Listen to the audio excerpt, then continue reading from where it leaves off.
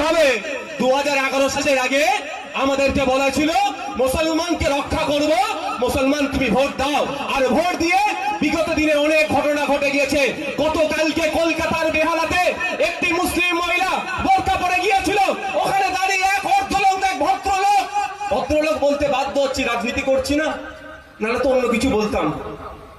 সে অর্ধলঙ্গ, সে বলছে এটা হিন্দুস্তান, এখানে বোরকা পরা যাবে না, এখানে তুমি বোরকা খুলে আসো।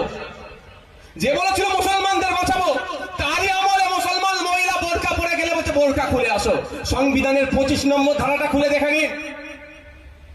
সংবিধানের 25 নম্বর ধারাতে বলা আছে, আমি আমার ধর্মচারণ, আমি আমার রিলিজিয়াস প্র্যাকটিস আমি আমার মতো করে করব। প্রত্যেকটা ধর্মের মানুষকে বলা আছে। তো রিলিজিয়াস প্র্যাকটিসের মধ্যে অবশ্যই বোরকাটা ইনক্লুড আছে, সে সংবিধানের গণ্ডির মধ্যে আছে, কিন্তু তাকে বলা হচ্ছে যে তুমি বোরকা খুলে আসো, এটা হিন্দুস্তান। 24 ঘন্টা পার হতে চলে যাচ্ছে, এখনো তাকে তো গ্রেফতার করেনি। প্রশ্ন উঠবে না? পুরো বুকা বানাচ্ছে। একটা কেন্দ্রে আছে, একটা রাজ্যে আছে। কেন্দ্রের বললে খুব মজা লাগে শুনতে, আর রাজ্যের বললে অনেকের বুক ফাটে। কেন বলো তো ভাই? এটা খারাপ জিনিস, অন্যায়।